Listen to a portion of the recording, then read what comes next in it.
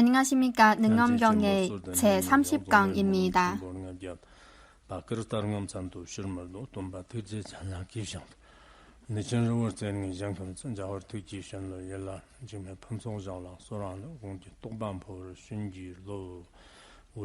우상심심이며버 백천만겁 난자우 악금문견 득수지 원해열의 진실이 모든 중생을 제도하기 위해 무상수승한 부리심을 내시기 바랍니다. 오늘도 이어서 능엄경을 배우겠습니다.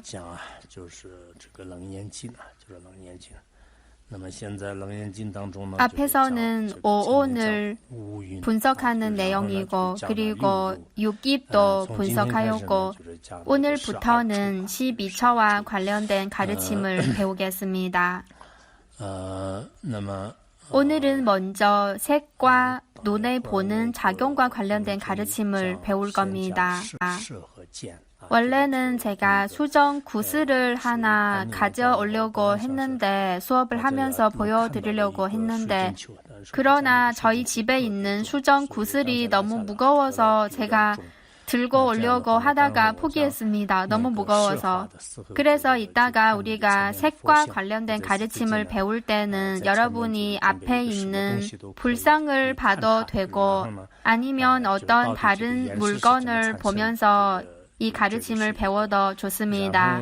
그리고 소리의 부분을 배울 때는 제가 특별한 소리를 준비했는데 그 부분을 배울 때 여러분께 들려드리겠습니다. 그리고 색성, 향미, 촉, 중의 향, 냄새의 부분을 배울 때는 여기 법당에서 들으신 분들에게는 향기 나는 것을 좀 준비해드렸고 그리고 집에서 들으신 분들은 향을 피우고 그 향기를 맡으면서 이 향기가 우리의 코와 무슨 관계인지 살펴보면 좋습니다. 앞에서도 말씀드렸듯이 율법에서 관정을 할 때는 육근, 육처 혹은 육식 이런 방식으로 우리의 본성 혹은 마음의 본성을 직접 보여줍니다. 겉으로 보기에 능엄경의 가르침은 임명하게 논리적인 추리하는 방식으로 관찰하는 가르침으로 느끼지만 그러나 사실은 우리의 안리 비설신의 혹은 색성 향미 촉법 이 모든 것의 본질은 어떤 것인지 그리고 어떤 인연으로 생긴 것인지 그리고 우리 중생들은 이 모든 것을 어떻게 집착하고 있는지 이런 가르침입니다. 그러나 중생들이 이 모든 것을 실체가 있다고 집착하지만 그러나 그의 본체는 전혀 성립되지 못하고 성립된 적도 없습니다. 그러나 사람들은 눈으로 직접 본 것이 사실이라고 생각하고 눈으로 본 것이 반드시 실제로 있는 것이라고 생각하고 그리고 귀로 들은 소리도 실제로 있는 것이라고 생각하고 코로 맡은 향기도 반드시 실제로 있는 것이라고 생각합니다. 우리는 늘 이런 오랜 습성 속에 살고 있습니다. 이런 오랜 습성 속에서 벗어나는 것은 그렇게 쉬운 일이 아닙니다. 왜냐하면 우리의 마음에는 무시 이래로 쌓아온 뿌리 깊은 오랜 습성이 있습니다. 이런 오랜 습성으로 인해 우리의 신구의 전체가 어지럽고 어리석게 되었습니다. 이런 상태는 아주 견고한 상태입니다. 이것은 이론상으로 알았다고 해서 바로 벗어날 수 있는 상태가 아닙니다. 마치 간장의 만성병에 걸린 사람들이 간장에 문제가 생겼기 때문에 눈앞에 보이는 모든 것이 다 노란색으로 보이는 것과 같습니다. 이 병을 치료하려면 아주 많은 시간을 들여야 합니다. 먼저 이 병의 근원을 알고 그리고 약을 먹어야 합니다. 긴 시간 동안 약을 먹어야 천천히 병을 치료할 수 있습니다. 이 병이 점점 나아지면 점점 사물 그대로의 모습을 볼 수 있습니다. 여러분이 정해보등론 등 논전을 배우신 적이 있으면 이에 대해 잘 아실 겁니다. 오늘 배울 내용은 보기에는 평범한 구절이지만 그러나 인연이 있는 분들은 이런 가르침을 통해서 우리의 안식, 이식, 비식 등의 본질은 어떤 것인지 잘 알 수 있을 겁니다. 참고 자료의 첫 번째를 보겠습니다.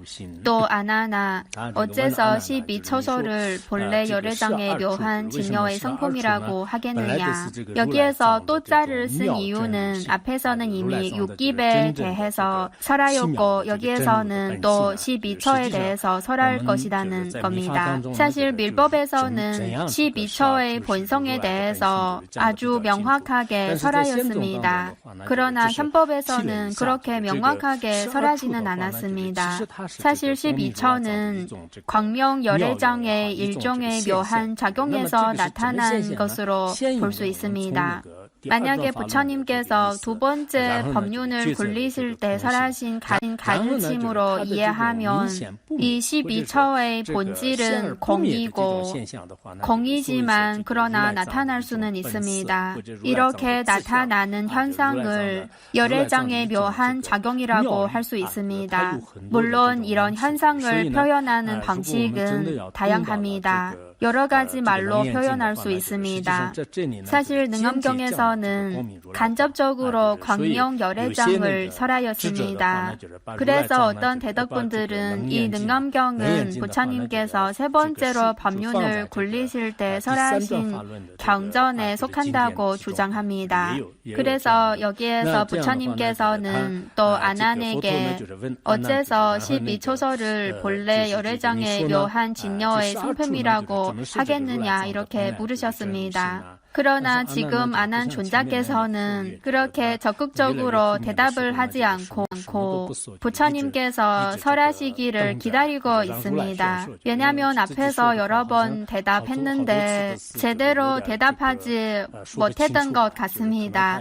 그래서 지금은 어쨌든 본인이 대답을 하지 않으면 부처님께서는 당연히 말씀하실 거라고 생각해서 대답을 하지 않은 것 같습니다. 맨 처음에는 부처님께서 질문을 하시면 아난 존자께서는 적극적으로 대답을 했는데 그러나 지금은 점점 조용해진 것 같습니다. 아난 존자가 대답을 하지 않으니까 부처님께서 또 계속 말씀하셨습니다.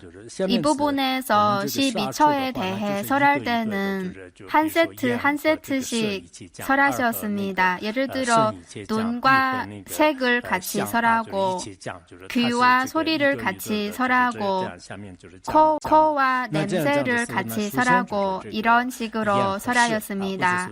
먼저 눈을 보는 작용과 색을 설하는 가르침입니다. 두 번째를 보겠습니다. 아나나 너는 또 이 기타원의 나무와 숲과 샘과 못들을 보아라. 너는 어떻게 생각하느냐? 이 색이 눈에 보는 작용을 내겠느냐? 눈이 색의 모양을 내겠느냐? 부처님께서는 아난에게 이렇게 말씀하셨습니다. 잘 보아라. 이 기타원 안에는 많은 나무와 숲과 샘과 못들이 있다고 하셨습니다. 睡劝啊，睡次啊，就有很多的这个睡忏和睡劝，所以。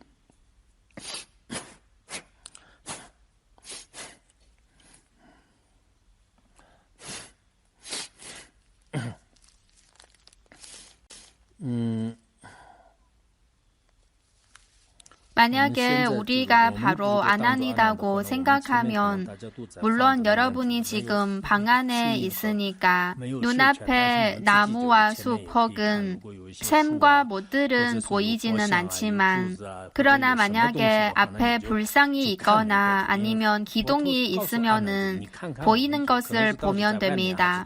그때 당시 아마 다들 법당 안에 있었던 것 같습니다. 그래서 부처님께서는 아난에게 아나나 기타원의 나무와 숲과 샘과 모들을 보아라. 이렇게 아름다운 환경을 보아라. 이것을 보고 어떻게 생각하느냐. 이렇게 물으셨습니다. 우리가 본 바깥에 있는 나무와 숲 그리고 샘과 못 이런 색이 눈에 보는 작용을 낸 것이냐. 즉 이런 색에서 눈에 보는 작용이 생긴 것인가 아니면 눈이 색의 모양을 낸 것인가. 이렇게 두 가지 질문을 제기하였습니다. 바로 이 보는 작용은 바깥의 색의 모양에서 생긴 것인가 아니면은 눈에서 생긴 것인가. 이런 질문입니다. 우리도 이렇게 생각해 볼 수 있습니다. 우리가 어떤 대상을 볼 때 이 보는 작용이 눈에서 생긴 것인가 아니면은 바깥의 대상에서 생긴 것인가.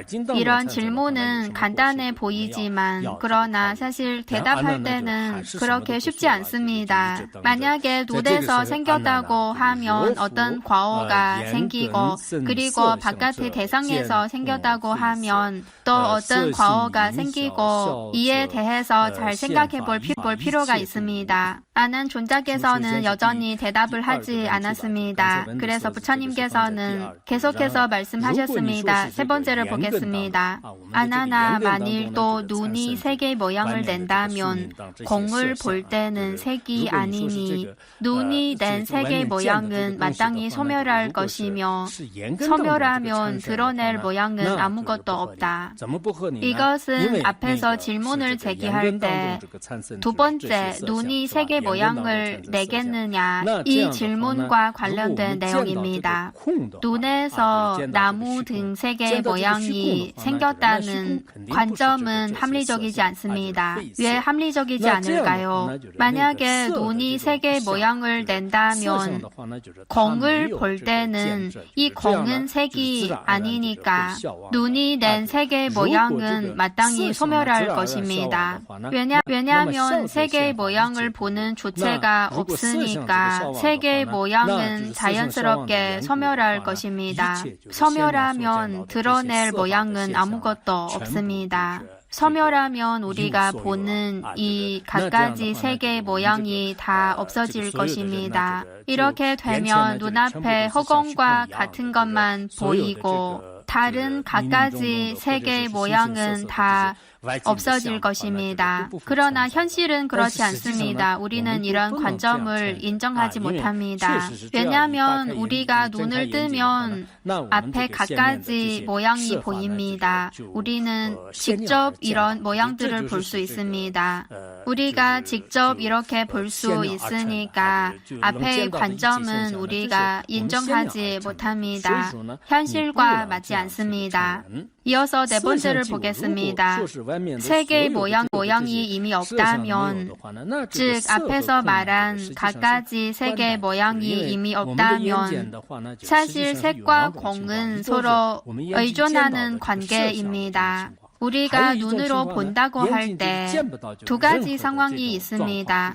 하나는 우리의 눈으로 색의 모양을 보는 상황이고 다른 하나는 아무것도 보이지 않는 상황, 마치 허공을 보는 것과 같은 상황입니다. 이렇게 두 가지 상황이 있습니다. 우리가 앞의 내용을 배울 때에도 우리가 보는 대상은 밝음과 어두움 이 두 가지밖에 없고 이 두 가지 대상밖에 없습니다. 그래서 색의 모양이 이미 없다면 무엇이 공의 본질을 밝히겠느냐?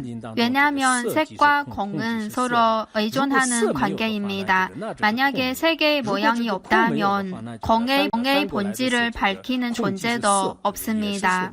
반야 심경에도 색 즉 시공, 공 즉 시색 이런 내용이 있는데 만약에 색이 없으면 공도 없고 그리고 공이 없으면 색도 찾을 수 없습니다. 이렇게 되면 결국은 아무것도 없습니다. 이어서 보시면 눈이 공의 모양을 내는 경우도 이와 마찬가지입니다. 앞에서는 눈이 색의 모양을 내는 경우를 분석하였고 그리고 반면 눈이 공의 모양을 내는 경우도 마찬가지입니다. 만약에 눈이 공의 모양을 낸다면 색을 볼 때는 공이 아니니까 눈이 낸 공의 모양은 마땅히 소멸할 것입니다. 소멸하면 드러낼 모양은 아무것도 없습니다. 이렇게 추리할 수 있습니다. 왜냐하면 색의 반면은 공이고 만약에 색이 존재하지 않는다면 공도 존재할 수 없습니다. 그리고 공이 존재하지 않으면 색도 존재하지 못합니다. 왜냐하면 공과 색은 서로 의존하는 관계입니다. 이것은 첫 번째 분석하는 방법입니다. 그래서 눈이 색의 모양을 낸다는 관점은 합리적이지 않습니다. 이어서 다섯 번째를 보겠습니다. 앞에서는 눈이 색의 모양을 낸다는 관점을 뒤집었고 여기에서는 또 색의 경계가 눈에 보는 작용을 낸다는 관점을 분석할 것입니다. 우리가 인명학을 배울 때도 이런 내용을 배운 적이 있습니다. 우리가 보는 대상은 소연연이고 소연연과 작의 그리고 눈 이런 인연들이 합해져야 안식이 생길 수 있다고 합니다. 만약에 상대방이 또 눈에 보는 작용은 나무와 숲, 샘과 모 등 색의 경계에서 생겼다고 하면 공을 볼 때는 색이 아니니 보는 작용은 곧 소멸할 것이며 소멸해버리면 아무것도 없으니 무엇이 공과 색을 밝히겠느냐. 앞에 추리하는 방법과 거의 같습니다. 눈에 보는 작용은 색의 경계에서 생겼다면 공을 볼 때는 색이 없으니까 그러면 보는 작용도 따라서 소멸할 것입니다. 소멸해버리면 아무것도 없으니까 무엇이 공과 색을 밝히겠습니까?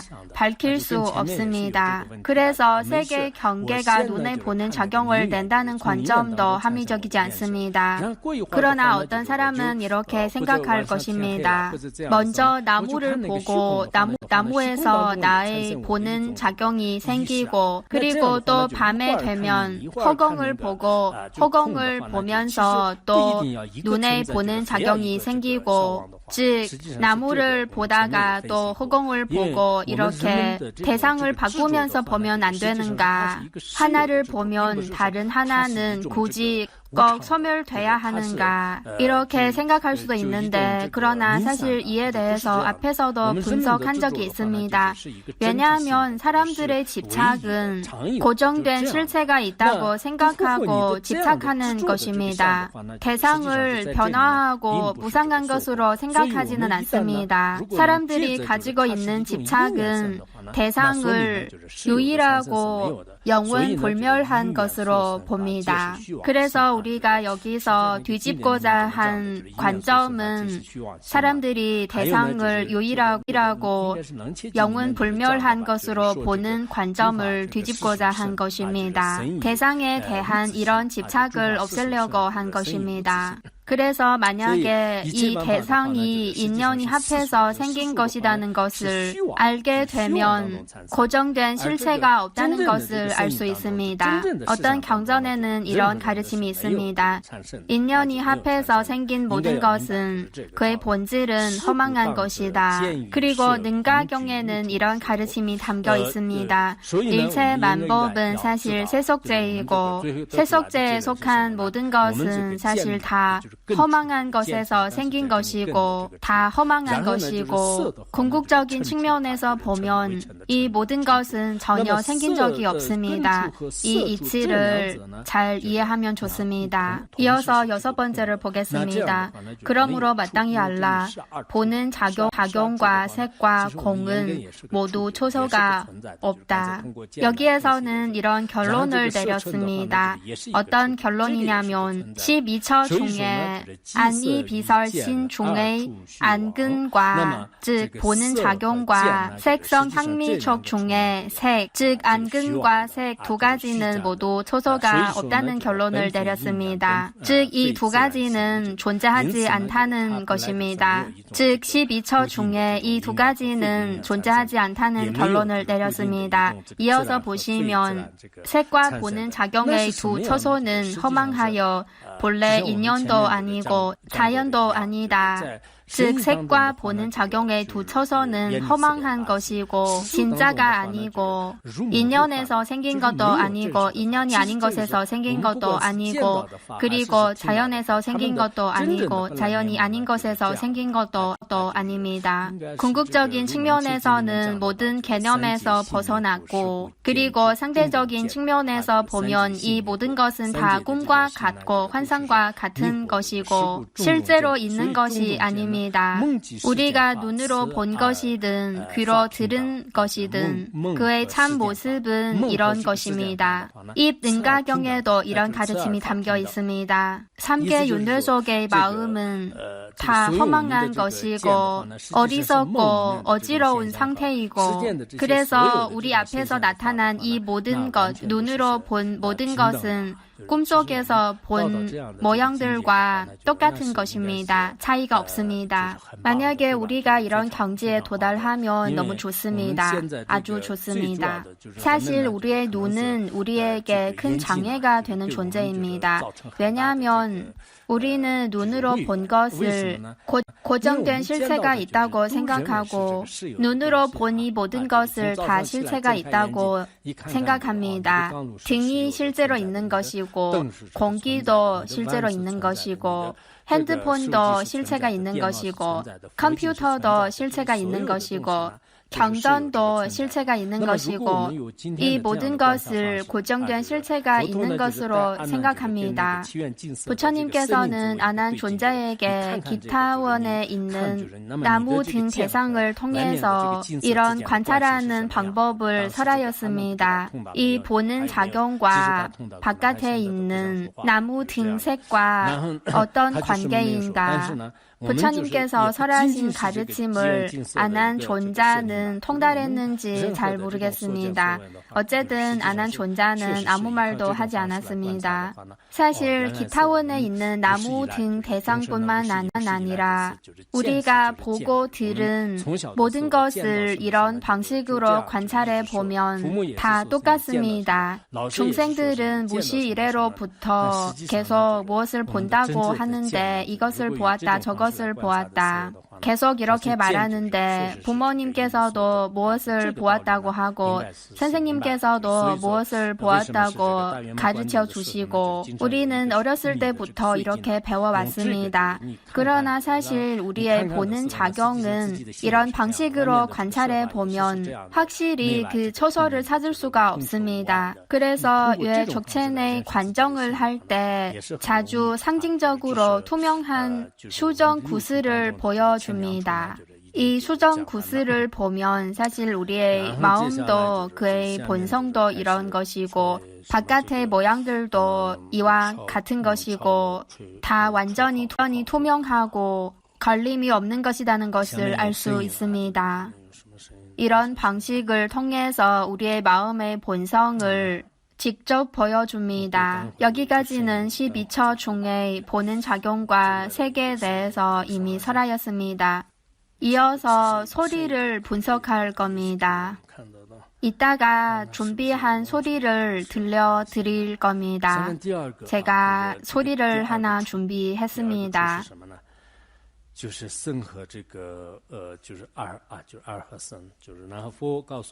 이어서 7번째를 보겠습니다.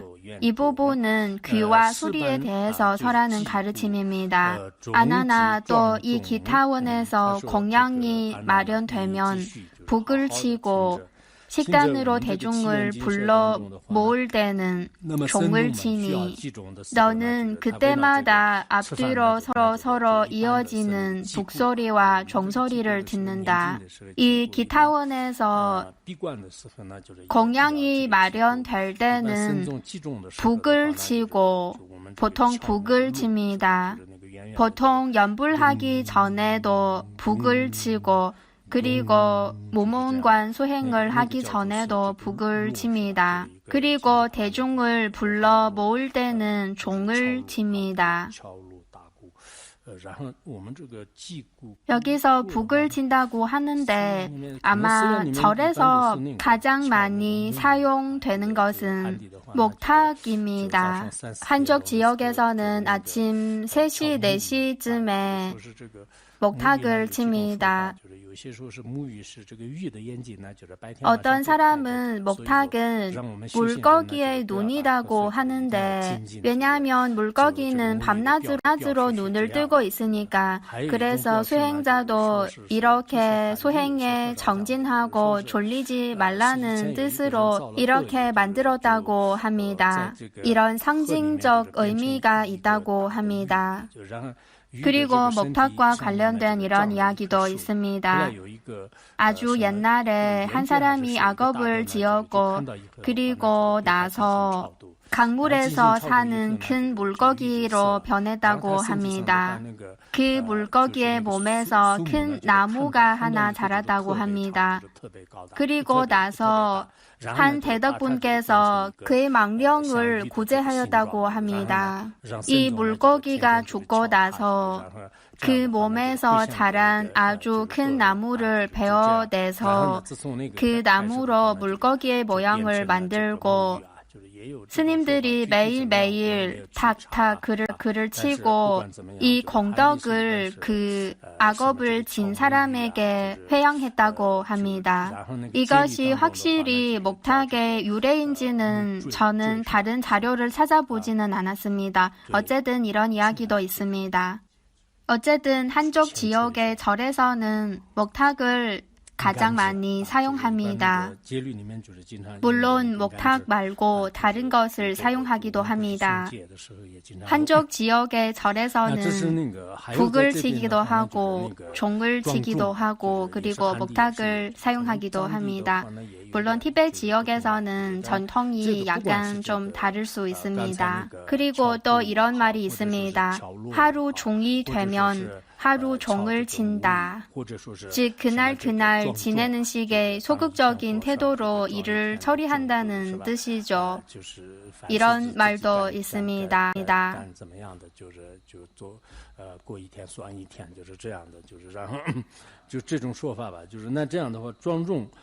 그리고 중을 치는 소리든 북을 치는 소리든 그때마다 앞뒤로 서로 이어지는 북소리와 종소리를 들을 수 있습니다. 소리는 앞뒤로 서로 이어지는 식으로 끊임없이 예를 들어 우 이런 소리를 들을 수 있습니다. 끊임없이 이어지는 소리를 들을 수 있습니다. 보통 설법하기 전에 소라 고동을 봅니다. 소라 고동의 소리는 확실히 아주 중요합니다. 물론 여러분도 소라 고동을 부는 일을 아주 중요시하지만 대부분 도반들은 잘 하고 있습니다. 그러나 어떤 법사님의 반에서는 소라 고동이 이미 없어졌거나 혹은 부는 사람이 잠든 것 같고 아니면은 제대로 불지 못하는 경우도 있습니다. 각 반에서도 수업하기 전에 소라 고동을 불고 있지만 그러나 어떤 소리는 듣기에 그렇게 듣기 좋지가 않습니다. 잘 부는 편이 아닙니다. 좀 듣기 좋은 소리를 내는 것도 중요합니다. 불경에도 이런 가르침이 있지 않습니까? 북을 치거나 소라 고동을 불거나 혹은 종을 치는 소리이든 이런 소리만 들어도 악도에 떨어지지 않는데 더구나 진정으로 설법하기 위해 법문을 듣기 위해 이런 소리를 낸다면 그 공덕이 아주 큽니다. 설법하기 전에 소라 고동을 부는 전통은 석가모니 부처님 때 법륜을 굴리실 때 선인이 오른쪽으로 도는 소라 고동을 하나 공양해 드렸기 때문에 이런 인연의 시작으로 지금 설법하기 전에 보통 소라 고동을 붑니다. 이것도 아주 중요합니다. 제가 한번 강조하면 내일 아침에는 여러분이 다 잘 하실 것 같습니다. 그러나 한동안 지나면은 또 불기 아까워서 많은 중생들이 이 소라의 소리를 듣고 나서 해탈을 얻을까봐 아까워서 불지 않는지 어쨌든 소라 고동을 불면은 아주 좋습니다. 그래서 오늘은 소라의 소리이든 북을 치는 소리이든 종을 치는 소리이든 오늘 우리에게 중요한 것은 이 소리입니다. 소리를 듣고 나서 이 마음의 본성을 어떻게 깨달을 수 있는지가 중요합니다. 이어서 8번째를 보겠습니다. 너는 어떻게 생각하느냐? 이들 소리가 귀로 오겠느냐? 귀가 소리 나는 곳으로 가겠느냐? 부처님께서는 아난에게 너는 도대체 어떻게 생각하느냐? 정을 치는 소리 혹은 북을 치는 소리를 들었는데 이런 소리가 귀로 간 것인가? 아니면 귀가 소리 나는 곳으로 간 것인가? 이렇게 물었습니다. 이어서 9번째를 보겠습니다. 부처님께서는 또 계속해서 아난에게 물었습니다.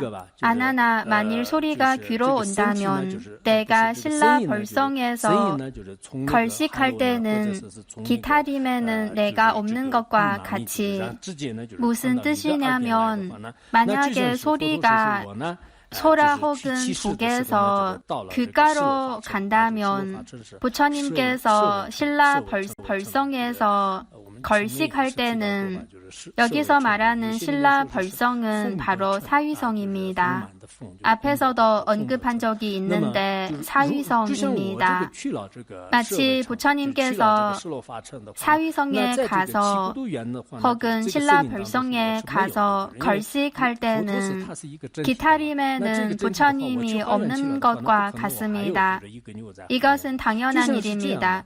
왜냐하면 부처님께서 한 분밖에 없으니까 부처님께서 걸식하러 가셨으면 기타림에는 부처님이 당연히 없습니다. 이어서 9번째를 뒷부분을 보겠습니다.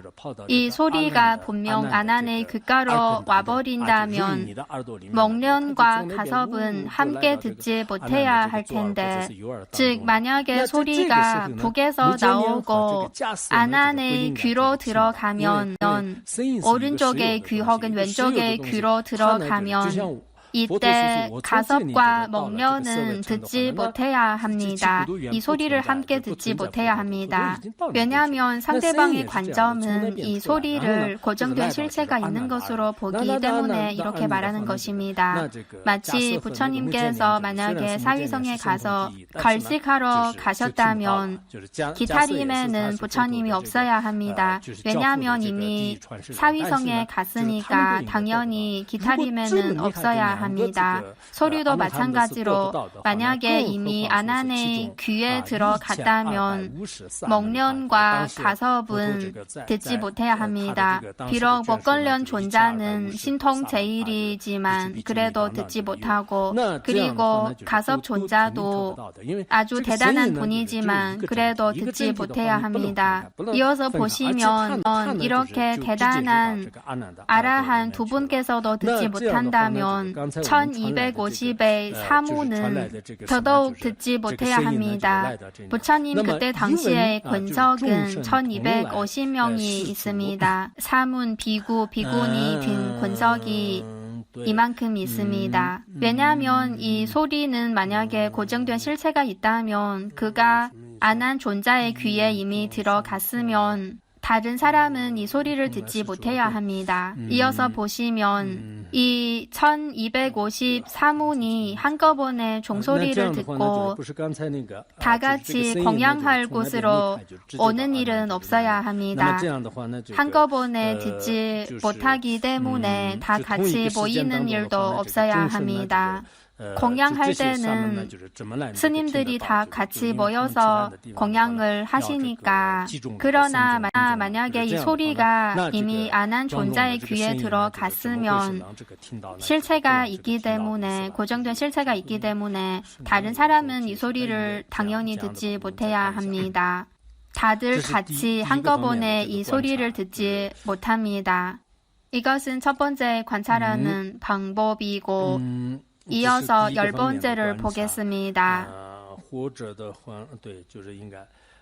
柔夫入耳王必胜变，就是但这个呢我们一般可能不会说的。如果你的耳朵 만일 내 귀가 저 소리 나는 곳으로 간다면 내가 기타림에 돌아와 머물 때는 신라 벌성에는 내가 없는 것과 같이 물론 우리는 귀가 다른 곳으로 간다고 하지는 않겠죠. 귀가 저 소리 나는 곳으로 간다고 하지는 않겠죠. 어쨌든 만약에 귀가 소리 나는 곳으로 간다면 마치 내가 기타림에 돌아와 머물 때는 신라 벌성에는 내가 없는 것과 같다는 것입니다. 왜냐하면 부처님은 한 분밖에 없으니까 기타림에 계시면 신라 벌성에는 당연히 없습니다.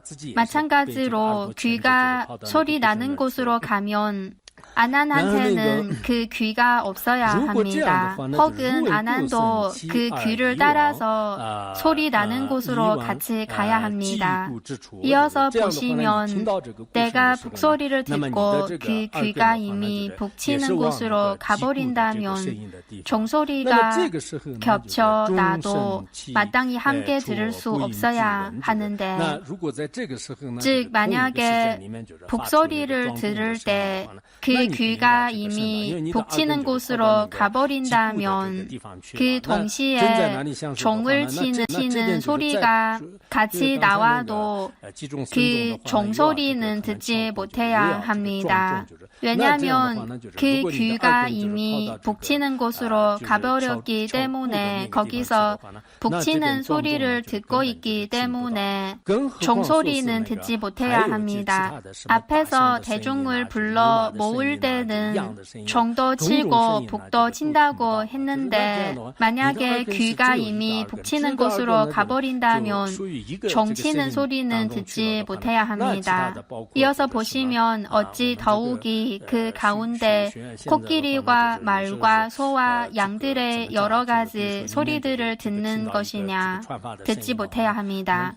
만약에 귀가 소리 나는 곳으로 간다면 설법하는 소리 혹은 요즘 불학원에서 자주 들을 수 있는 소리는 공사하는 데서 나온 트랙터의 소리 차차차차차차 차차차차차차 자주 이 소리를 들을 수 있습니다. 만약에 귀가 소리 나는 곳으로 간다면 한 가지의 소리를 들으면 다른 소리는 들을 수 없어야 합니다.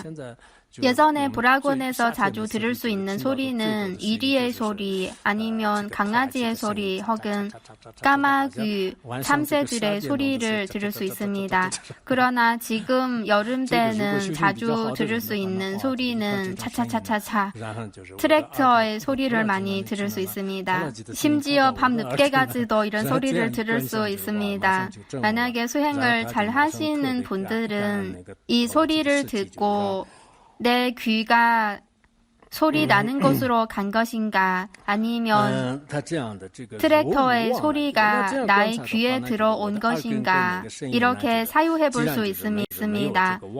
이렇게 생각하고 나서 바로 깨달음을 얻지도 모릅니다. 만약에 정말 깨달음을 얻었다면 트랙터 기사님에게 너무 감사하죠. 이어서 11번을 보겠습니다. 만일 오고감이 없다면 듣는 작용도 없어야 하리라.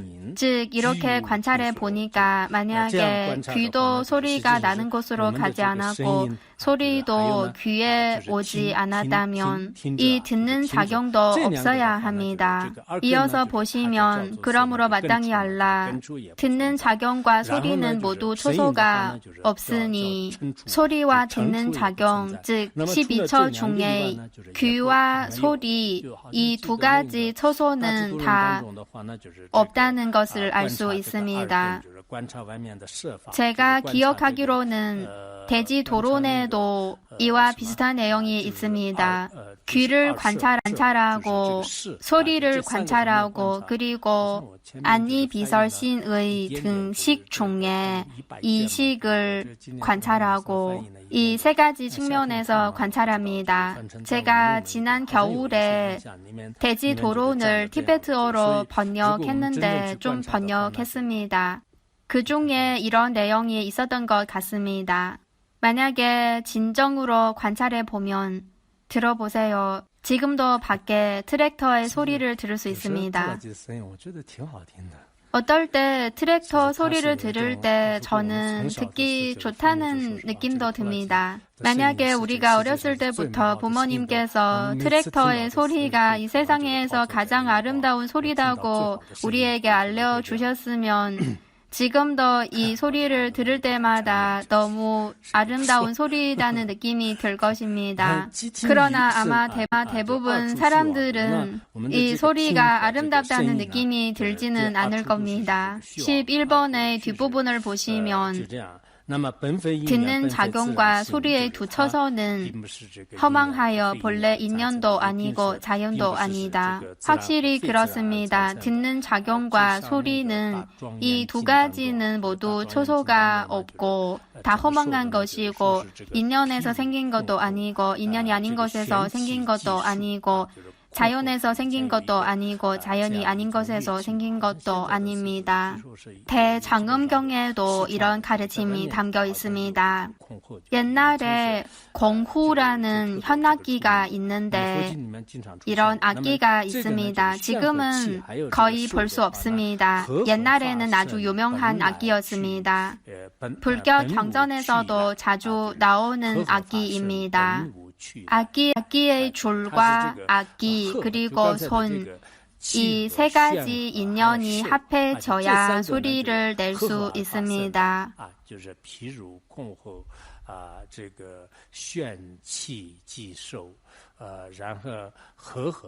악기와 악기의 줄 그리고 손, 이 세 가지 인연이 합해지면 소리를 낼 수 있고 이 소리를 낼 수 있는 것은 사실 이 악기의 줄과 이 악기 그리고 손으로 그 줄을 움직이게 하였기 때문에 이 소리가 나온 것입니다.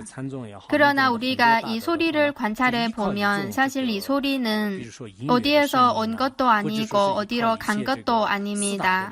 사실 현종이든 밀종의 많은 대덕분들은 음악의 소리 혹은 4대 요소의 소리를 통해서 마음의 본성을 깨달았다고 합니다. 족첸의 수행 중에도 지수화풍 4대 요소의 소리를 듣습니다. 예를 들어 지 요소의 소리는 차차차차 이런 소리이고 그리고 불의 소리, 불이 활활 타오를 때 피파피파피파 이런 소리가 나고 그리고 물이 흐르는 소리 혹은 산속에서 바람이 부는 소리 이런 소리를 통해서 마음의 본성을 깨달을 수 있습니다. 사실 소리를 듣는 것은 거의 다 비슷합니다. 소리를 하나 들려드리겠습니다.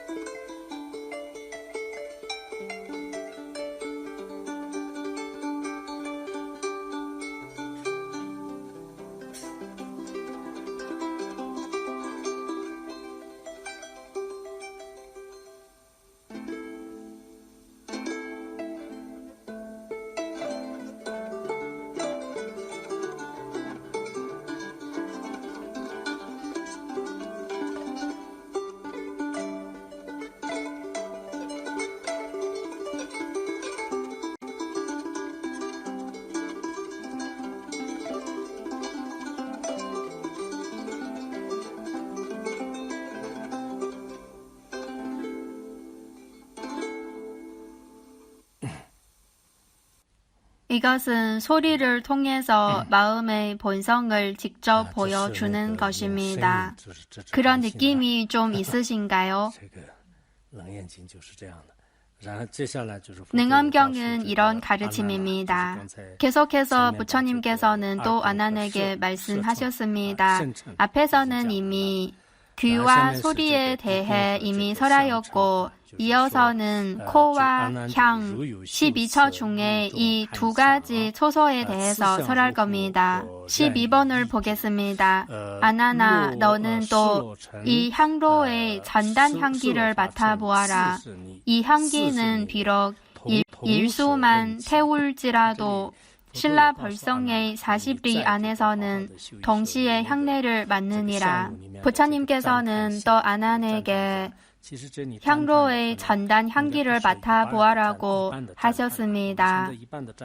여기에서 말한 전단향은 일반 전단향이 아니고 지금도 전단향이 있지만 향기는 좋지만 그러나 아주 멀리 가지는 못합니다. 그 향기가 아주 멀리 가지는 못합니다.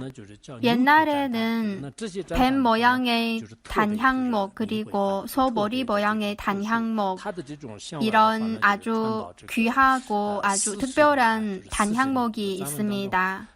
이 전단 향기는 40리까지 갈 수 있습니다. 여기에서 말하는 40리는 지금의 길이의 단위로 보면 20km일 것입니다. 왜냐하면 1km가 2리가 되니까 그래서 20km로 보면 될 것 같습니다. 오늘 법당에 향을 준비지 않았습니까? 원래는 자주 있는데 오늘은 왜 준비하지 않았습니까?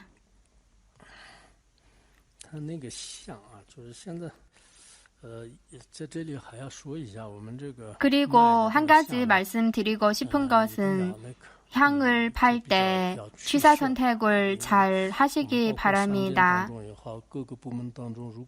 우리 브라곤에 있는 마트나 다른 부서에서 만약에 향을 사용한다면 제가 이런 소식을 들었는데 어떤 사람이 저희 브라곤을 위해서 특별히 향을 만드는 공장을 열었다고 하는데 어쨌든 여러분이 이 부분을 주의하시기 바랍니다.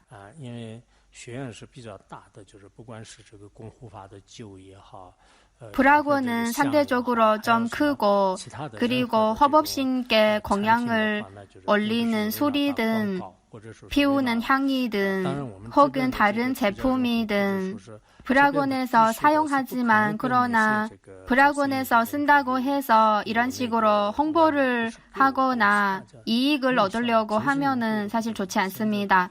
물론 저희 브라곤에 있는 스님이든 여기에 있는 제가인 수행자이든 밖에 있는 장사하는 분들과 어떤 관계가 있는 것은 아닐 겁니다. 방금 향을 준비하시라고 한 것은 법당에서 수업을 들으신 분들이 다 이 향의 향기를 맡을 수 있게 하기 위해서 한 것이지 저한테 주시라고 한 것은 아닙니다. 근데 이 너무 적은데 아마 다들 이 향의 향기를 맡을 수 없을 겁니다. 그래도 괜찮습니다. 너무 긴장하지 마시고요. 원래는 수업할 때마다 향을 피우는 향기를 거의 다들 맡을 수 있었는데 오늘은 이 향기가 별로 없는 것 같습니다. 제가 또 몇 마디 말씀을 드리고 싶은 것은 수업과 관련된 이야기는 아닌데 각 부서에서 만약에 삼보와 연관이 있는 제품을 팔 때는 담당하신 법사님께서 반드시 아셔야 하고 브라곤 혹은 라롱의 이름을 걸고 사실은 다른 공장이나 회사와 협력하는 것은 이렇게 하는 것은 좋지 않습니다. 아니면 나중에 법사님도 그렇고 이 부분을 담당하시는 분도 그렇고 일이 좀 복잡해질 수도 있습니다. 어쨌든 여기는 불법을 배우고 사유하고 수행하는 곳이니까 많은 제품을 위해서 홍보하는 곳이 아닙니다. 밖에 있는 장사하시는 분들이 저희 이쪽에 있는 어떤 부서와 같이 협력을 해서 제품을 개발했다고 하고 그리고 그분들이 이런 방식으로 돈을 번다고 합니다. 아마 이 제품을 사시는 분들은 이 제품이 불학원에서 만들었다는 생각을 가지고 사시는 경우도 있고 그러나 사실 이것은 저희와 전혀 관계없는 일입니다. 그래서 어떤 법사님들은 5가지 핵심적인 논전을 설하는 데에는 아주 정통하지만 그러나 사업을 운영하는 데에는 그렇게 잘하는 편이 아닌 것 같습니다. 다른 사람한테 이용을 당했는데도 전혀 모르고 있습니다. 그래서 어떤 제품을 팔 때 저희 불학원의 이름을 걸고 하면은 정말 좋지 않습니다. 그래서 제품을 좀 파는 부서는 이 부분을 정말 신경을 좀 많이 써주시기 바랍니다. 불학원과 관련이 있다는 제품이라는 이름을 걸고 비싼 가격으로 팔면은 정말 좋지 않습니다. 지금 어떤 사람은 원래는 불교 신도가 아닌데 불교 신도인 척하고 이 제품은 누구가 가피를 가한 것이고 그리고 스님들이 가피를 가한 것이라고 하고 원래는 몇백 원밖에 안 되는 제품인데 몇만 원씩 팔거나 몇십만 원씩 팔면은 정말 좋지 않습니다. 이렇게 하면 불교에도 나쁜 영향을 끼칠 수 있고 불학원에도 좋지 않고 그리고 결국은 본인한테도 해로운 일입니다. 이런 일이 발생하기 전에 먼저 말씀드리면 좋을 것 같다는 생각을 들어서 말씀드렸습니다. 저희 불학원에서는 이것은 가피를 가한 무엇이다. 어떤 불상이다, 불탑이다 이렇게 할 필요가 없습니다. 왜냐하면 삼보와 관련된 제품을 팔아서 생계를 유지하는 것도 아니고 물론 이런 일은 지금은 없습니다. 그래도 미리 말씀드리면 좋을 것 같습니다. 여러분이 이 부분도 신경을 좀 써주시면 좋겠습니다. 집에서 수업을 들으신 분들은 향을 하나 피우고 이 부분의 내용을 배우셨으면 좋을 것 같습니다. 이어서 보시면 이 향기는 비록 일수만 태울지라도 신라 벌성의 40리 안에서는 동시에 향내를 맡는다. 여기에서 말하는 일수는 아주 작은 양입니다. 그리고 티베트어에서는 티베트어로 번역할 때는 아주 작은 양의 잔단향을 피우면 40리 안에서는 동시에 다 향내를 맡을 수 있다고 번역하였습니다. 티베트어의 경전의 내용은 이렇게 되어 있습니다. 제가 기억하기로는 원영 대사께서 능엄경을 강의할 때 설하신 내용 중에 이런 내용이 있는 걸로 기억하고 있습니다. 하무제 때 그때 당시 완두콩만한 아주 작은 양의 잔단향을 피울 때 40리 안에서 다 그 향기를 맡을 수 있었고 그리고 한 달 동안 그 향기가 사라지지 않았다고 합니다. 또한 40리 안에의 모든 사람의 질병, 전염병이 모두 다 사라졌다고 합니다. 그래서 우리도 향을 피우면 좋은 점이 아주 많습니다. 좋은 분위기를 만들 수 있고 마음도 편해지고 좋은 점이 아주 많습니다. 그러나 향을 피울 때는 화재가 발생하지 않도록 주의하셔야 합니다. 아주 중요한 일입니다. 우리가 전 세계적으로 어디에 있든지 간에 화재가 발생하지 않도록 주의하는 것은 어디에 있든 다 아주 중요한 일입니다. 저는 요즘 화재 예방에 대해서 많은 관심을 가지고 있습니다. 그리고 오늘도 제가 화재 예방과 관련된 회의를 참석하였고 회의를 통해서 서로 소통을 하고 다들 기분이 좋았습니다. 사실 화재 예방이 아주 중요한 일입니다. 우리의 생명과 재산을 지키는 데 아주 큰 일입니다.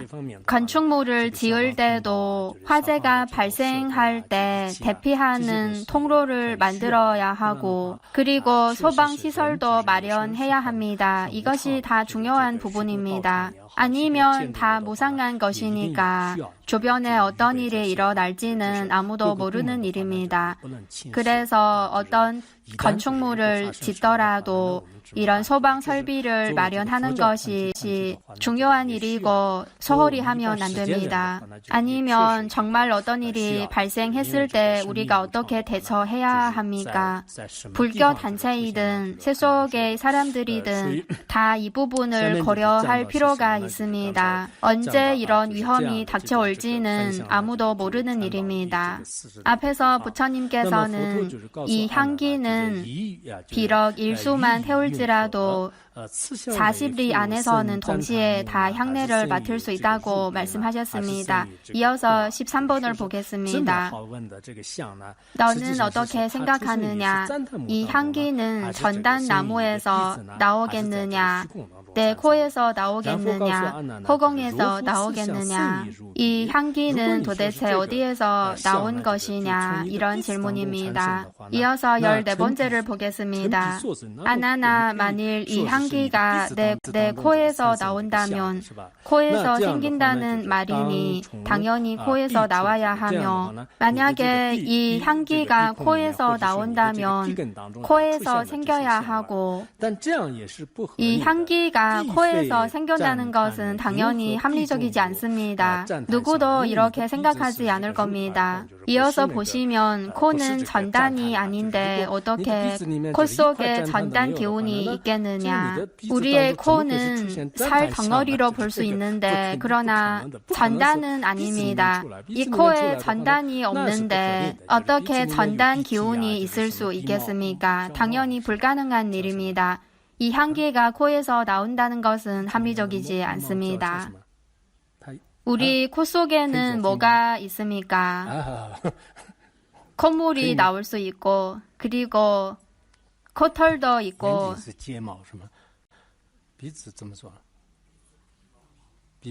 코 안에 있는 것을 코털이라고 하죠.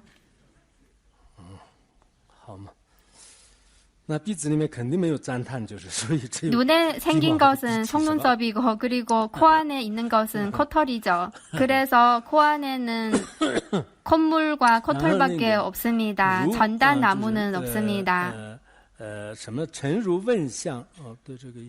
이어서 15번째를 보겠습니다. 내가 향내를 맡는다는 말은 당연히 코로 들어온다는 뜻이니 코 속에서 나오는 향기를 맡는다고 말하면 이치에 맞지 않느니라. 우리가 향내를 맡을 때는 그 향기가 코로 들어간다는 뜻이지 그 코 속에서 나오는 향기를 맡는다고 말하는 것은 아닙니다. 코 속에서 나온다고 하면 이것은 거꾸로 된 말입니다. 보통 우리는 향기가 코로 들어가야 그 향기를 맡을 수 있습니다. 그러나 이 향기가 코 속에서 나온다는 말은 이치에 맞지 않습니다. 현실과 거꾸로 된 말입니다. 이것은 첫 번째, 향기가 코 속에서 나왔다는 관점이 합리적이지 않다는 가르침을 설하셨습니다. 그리고 두 번째는 향기가 허공에서 나왔다는 관점을 분석할 것입니다. 이어서 16번째를 보겠습니다. 만일 허공에서 난다면 허공의 성질은 한 한결같으니 향기도 항상 있어야 하는데 무엇 때문에 향로에 마른 향나무를 태워야 하겠느냐. 만약에 향기가 허공에서 생긴다면 허공은 늘 변하지 않고 거기에 있으니까 그래서 향기도 항상 있어야 하고 이 향기가 있었다가 없었다가 하면 안 되고 중간에 끊기면 안 됩니다. 그러면 왜 향로에 마른 향나무를 태워야 이 향기가 있겠습니까? 이 향기가 허공에서 생겼다면 허공은 모든 곳에 두루 달하니까 우리도 어디에 가든 다 이 향기를 맡을 수 있어야 합니다. 그러나 현실은 그렇지 않습니다. 반드시 향로에 향나무를 태워야 이 향기를 맡을 수 있습니다. 이것은 두 번째 관점, 향기가 허공에서 나왔다는 관점이 합리적이지 않다는 가르침을 설하셨습니다. 이어서 17번째를 보겠습니다. 만약에 이 향기가 전단나무에서 난다면 이 부분은 티베트어의 해석이 좀 다르고 티베트어의 해석을 보면 이해하기 좀 더 쉬울 것 같아서 먼저 티베트어의 해석을 말씀드리겠습니다. 만약에 향기가 전단나무에서 생긴다면 왜 나무를 태우고 연기가 나야 하는가? 즉, 이 향기가 나무에서 난 것이라면 왜 나무를 태워야 하고 나무를 태우고 나서 연기가 생겨야 그 향기를 맡을 수 있습니다. 왜 하필 꼭 나무를 태우고 연기가 나야 향기를 맡을 수 있는가? 티베트어에서는 이렇게 외자를 넣습니다. 이것은 첫 번째 의문입니다. 그리고 두 번째 의문은 이렇습니다. 코로 향기를 맡을 때 왜 연기와 함께 맡아야 하는가? 왜 연기를 의지해야 향기를 맡을 수 있는가? 티베트어에서는 이것은 두 번째 의문입니다. 그리고 17번째 뒷부분을 보시면 그 연기가 허공으로 올라가서 채 멀리 퍼지기도 전에 40리 이내의 사람들은 어째서 이미 향내를 맡는 것이냐. 만약에 향기가 전단나무에서 생긴다면 연기가 허공으로 올라가서 멀리 퍼지기도 전에 아주 먼 40리 정도의 거리에 있는 사람들도 왜 그 향기를 맡을 수 있는가? 이것은 세 번째 의문입니다. 티베트어에서는 이렇게 세 가지 질문하는 식으로 해석하였습니다. 이렇게 이해하면 좀 더 쉬울 것 같습니다. 중국어의 해석을 보면 만약에 향기가 전단나무에서 난다면 그 전단나무가 타면서 연기가 나고 코로 그 향기를 맡은 것은 연기와 함께 맡아야 그 향기를 맡을 수 있습니다.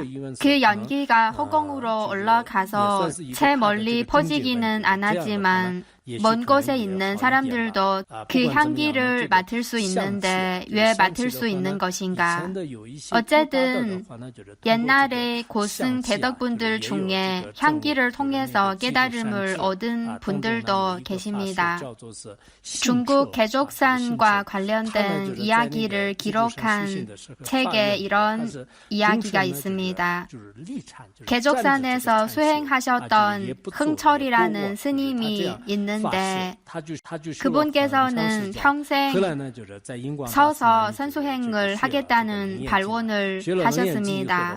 서서 선수행을 하고 앉아있지도 않고 누워있지도 않겠다고 발언하셨습니다. 이런 식으로 아주 긴 시간 동안 수행을 하셨습니다. 그리고 연종 제13대 조사인 인광대사로부터 능엄경을 배웠고 능엄경을 배우고 나서 높은 수행의 경지에 도달하셨습니다. 입적하시기 전에 향을 하나 피우고 이 향이 다 타기 전에 떠난다고 하셨습니다. 그리고 확실히 이 향이 다 타기 전에 이 세상을 떠났습니다. 입적하셨습니다. 그때 하늘에서도 상스러운 현상이 나타났고 극락왕생 하셨습니다. 그래서 향을 피우거나 능엄경을 배우면 아주 좋은 특별한 인연의 시작을 만들 수도 있다고 생각합니다. 이어서 18번째를 보겠습니다. 그러므로 마땅히 알라. 향기와 코와 맞는 작용은 다 함께 초소가 없으니 여기서 코와 향기를 관찰해 볼 때는 앞에 관찰하는 방식과 좀 다르고 여기서는 도대체 향기가 코에서 생긴 것인가 아니면은 전단나무에서 생긴 것인가 아니면 허공에서 생긴 것인가 이런 식으로 관찰하였습니다. 마지막 한 줄을 보겠습니다. 맞는 작용과 향기의 두 초소는 허망하여 본래 인연도 아니고 자연도 아니다. 즉 맞는 작용과 향기는 다 허망한 것이고 인연에서 생긴 것도 아니고 인연이 아닌 것에서 생긴 것도 아니고 자연에서 생긴 것도 아니고 자연이 아닌 것에서 생긴 것도 아닙니다. 이것은 연기법입니다. 고정된 실체는 없습니다. 오늘은 12처 중에 6가지를 배웠습니다. 오늘은 여기까지 마치겠습니다. 감사합니다. 순환의 탄자르바니 도네니 베자는 판시장 제가 나지 와롱 처바예 조배 조레 조와 조와 쇼